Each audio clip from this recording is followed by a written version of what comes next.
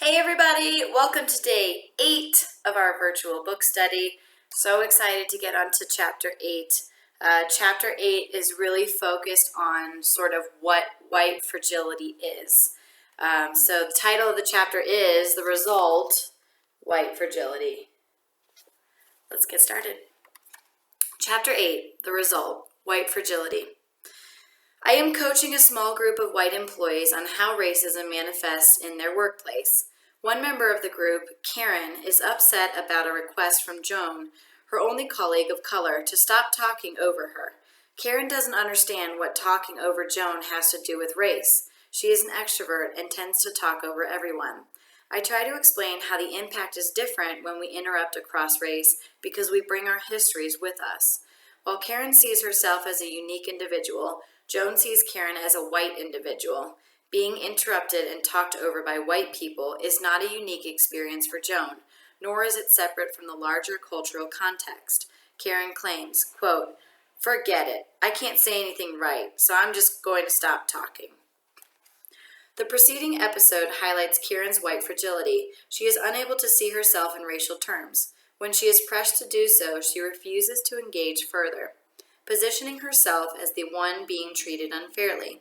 As NPR's Don Gunyea points out, a remarkable preponderance of white Americans believe that they also experience racial prejudice. A majority of whites say discrimination against them exists in America today. According to a poll released Tuesday from NPR, the Robert Wood Johnson Foundation and the Harvard T.H. Chan School of Public Health, quote, "If you apply for a job, they seem to give the blacks the first crack at it," said a 68-year-old Tim Hirschman of Akron, Ohio. Quote, "And basically, you know if you want any help from the government, if you're white, you don't get it. If you're black, you get it." More than half of whites, 55%, surveyed, say that, generally speaking, they believe there is discrimination against white people in America today. Notable, however, is that though a majority of whites in the poll say discrimination against them exists, a much smaller percentage say that they actually have experienced it.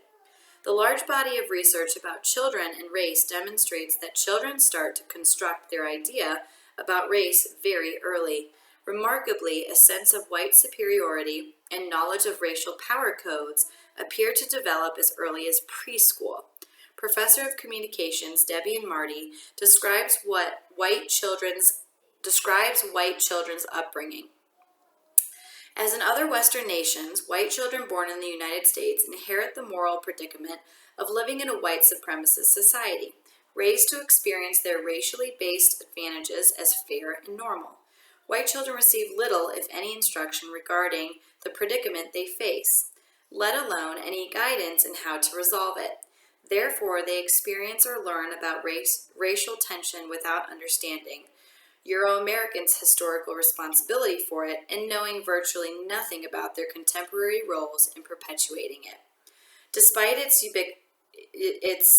ubiquity, white superiority is also unnamed and denied by most whites. If we become adults who explicitly oppose racism, as do so many, we often organize our identity around a denial of our racially based privileges that reinforce racist disadvantage for others.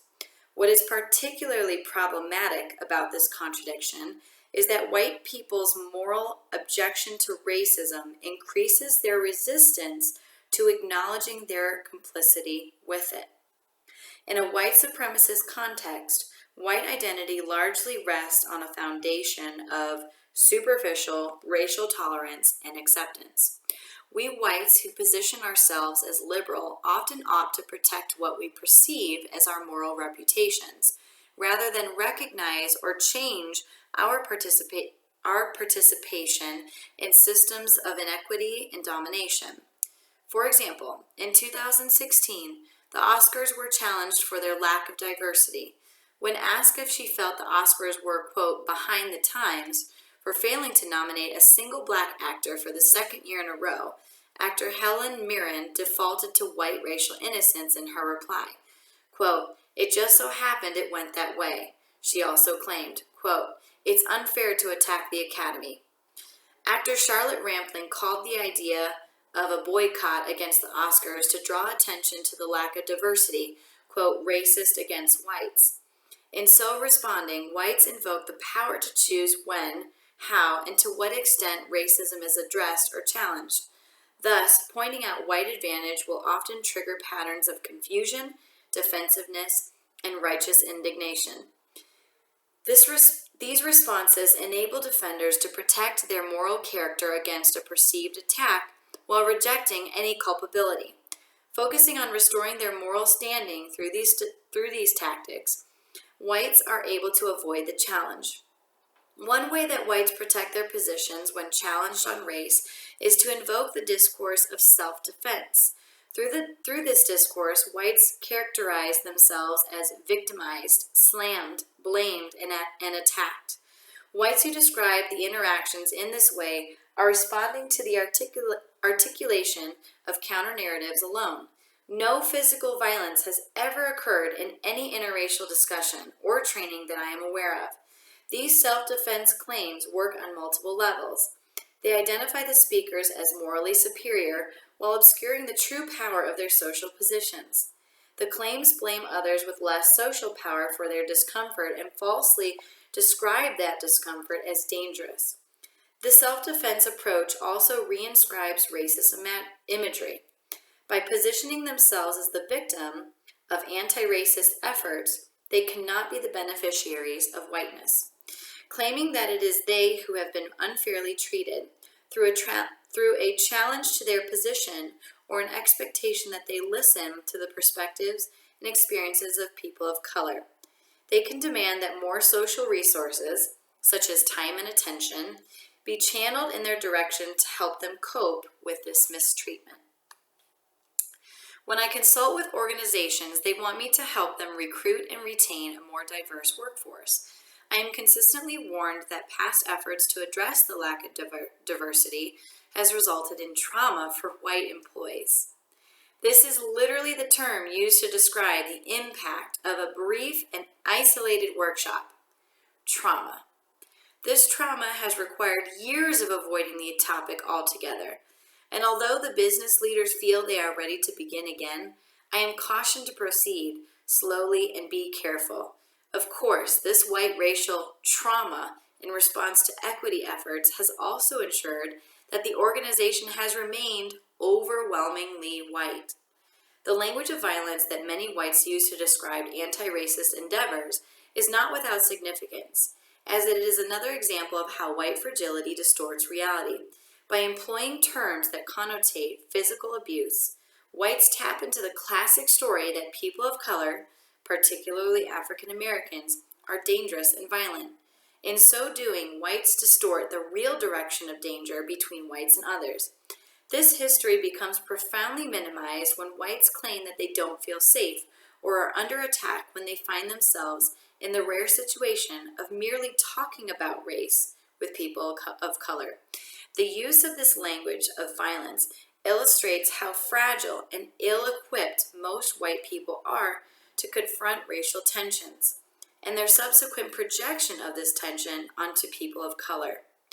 Sociologist Eduardo Bonilla Silva, in his study of colorblind racism, describes an aspect of white fragility. Quote, "Because the new racial climate in America forbids the open expression of racially based feelings, views, and positions, when whites discuss issues that make them uncomfortable, they become almost incomprehensible. Probing forbidden racial issues results in verbal incoherence, digressions, long pauses, repetition, and self-corrections. Bonilla Silva suggests that this incoherent talk is a function of talking about race in a world that inserts that race does not matter. This incoherence suggests that many white people are unprepared to explore, even on a preliminary level, their racial perspectives and to work to shift their understanding of racism. This reluctance maintains white power because the ability to determine which narratives are authorized and which are suppressed is the foundation of cultural domination. This reluctance has further implications For if whites cannot explore alternative racial perspectives, they can also only reinscribe white perspectives as universal. However, whites do engage in racial discourse under controlled conditions. We notice the racial positions of racial others and discuss this freely among ourselves, albeit often in coded ways. The refusal to directly acknowledge this race talk results in a kind of split consciousness that leads to irrationality and incoherence. This denial also guarantees that the racial misinformation that circulates in the culture and frames our perspectives will be left unexamined. The continual retreat from the discomfort of authentic racial engagement in a culture in which racial disparity is infused limits white people's ability to form authentic connections across racial lines and perpetuates a cycle that keeps racism in place. A cognate example of white fragility occurred during a workplace anti-racism training I co-facilitated with an interracial team. One of the white participants left the session and went back to her desk, upset at receiving what appeared to the training team as sensitive and diplomatic feedback on how some of her statements had impacted several of the people of color in the room. At break, several other white participants approached me and my fellow trainers and reported that they had talked to the woman at her desk and that she was very upset that her statements had been challenged. Of course, quote, challenged was not how she phrased her concern. It was framed as her being, quote, falsely accused of having a racist impact. Her friends wanted to alert us to the fact that she was in poor health and, quote, might be having a heart attack. Upon questioning from us, they clarified that they meant this literally. These coworkers were sincere in their fear that the young woman might actually die as a result of this feedback. Of course, when news of the woman's potentially fatal condition reached the rest of the participant group, all attention was immediately focused back onto her and away from engagement with the impact she had on the people of color. As professor of social work Rick Vode states, quote, if privilege is defined as a legitimization of one's entitlement to resources, it can also be defined as permission to escape or avoid any challenges to this entitlement. White equilibrium is a cocoon of racial comfort, centrality, superiority, entitlement, racial apathy, and obliviousness, all rooted in an identity of being good people free of racism.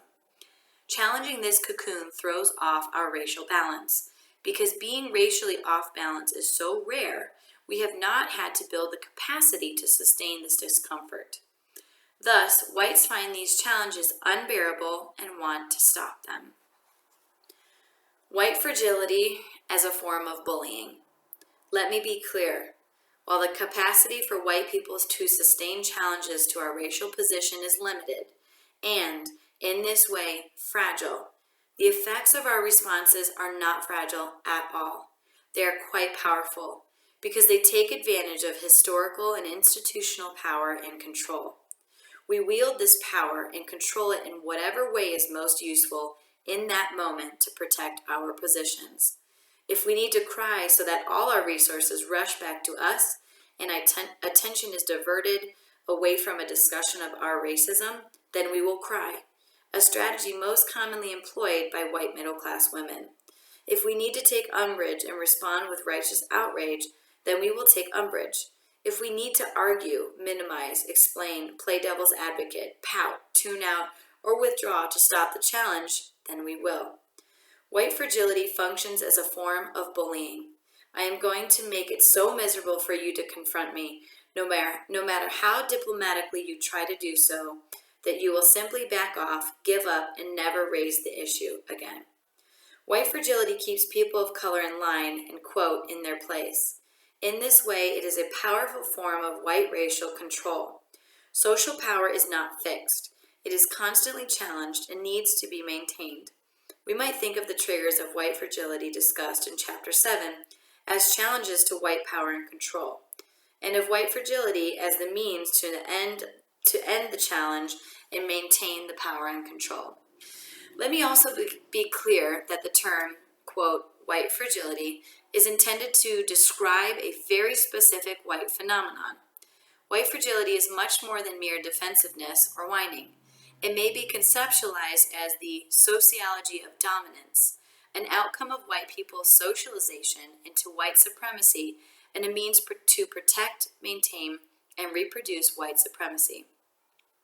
The term is not applicable to other groups who may register complaints or otherwise be deemed difficult, ergo student fragility.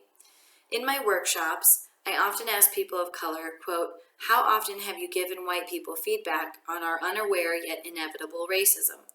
How often has that gone well for you? Eye rolling, head shaking, and outright laughter follow, along with a consensus of rarely, if ever. I then ask, what would it be like if you could simply give us feedback? Have us graciously receive it, reflect, and work to change the behavior. Recently, a man of color sighed and said, it would be revolutionary. I asked my fellow whites to consider the profundity of that response. It would be revolutionary if we could receive, reflect, and work to change the behavior.